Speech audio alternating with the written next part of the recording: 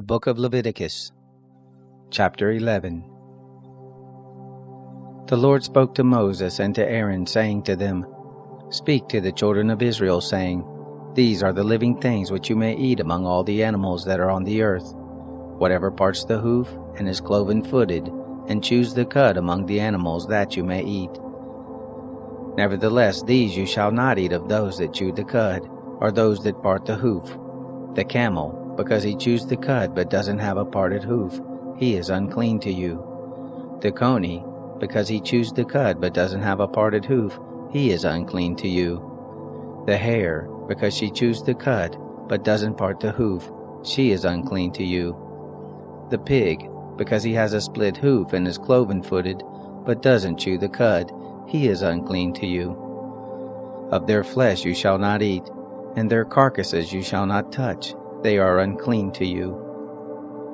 These you may eat of all that are in the waters, whatever has fins and scales in the waters, in the seas and in the rivers, that you may eat. All that don't have fins and scales in the seas and in the rivers, of all that move in the waters, and of all the living creatures that are in the waters, they are an abomination to you, and you shall detest them. You shall not eat of their flesh, and you shall detest their carcasses. Whatever has no fins nor scales in the waters, that is an abomination to you. These you shall detest among the birds, they shall not be eaten, they are an abomination.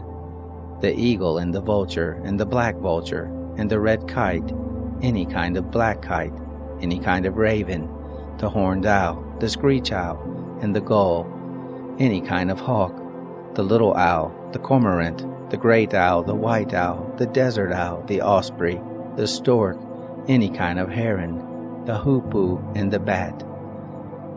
All flying insects that walk on all fours are an abomination to you. Yet you may eat these, of all winged creeping things that go on all fours, which have legs above their feet, with which to hop on the earth.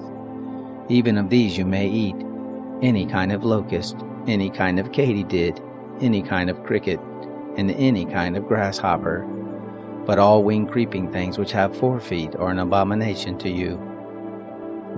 By these you will become unclean. Whoever touches the carcass of them shall be unclean until the evening. Whoever carries any part of their carcass shall wash his clothes, and be unclean until the evening. Every animal which parts the hoof, and is not cloven-footed, nor chews the cud, is unclean to you. Every one who touches them shall be unclean. Whatever goes on its paws among all the animals that go on all fours, they are unclean to you. Whoever touches their carcass shall be unclean until the evening. He who carries their carcass shall wash his clothes, and be unclean until the evening. They are unclean to you. These are they which are unclean to you among the creeping things that creep on the earth: the weasel, the rat, any kind of great lizard, the gecko and the monitor lizard, the wall lizard, the skink and the chameleon. These are they which are unclean to you among all that creep. Whoever touches them when they are dead shall be unclean until the evening. On whatever any of them falls when they are dead, it shall be unclean, whether it is in any vessel of wood or clothing or skin or sack, whatever vessel it is with which any work is done, it must be put into water, and it shall be unclean until the evening, then it will be clean. Every earthen vessel into which any of them falls, all that is in it shall be unclean, and you shall break it. All food which may be eaten, that on which water comes, shall be unclean, and all drink that may be drunk in every such vessel shall be unclean. Everything whereupon part of their carcass falls shall be unclean, whether oven or range for pots. It shall be broken into pieces. They are unclean, and shall be unclean to you. Nevertheless, a spring or a cistern in which water is gathered shall be clean, but that which touches their carcass shall be unclean. If part of their carcass falls on any sowing seed which is to be sown, it is clean. But if water is put on the seed, and part of their carcass falls on it, it is unclean to you.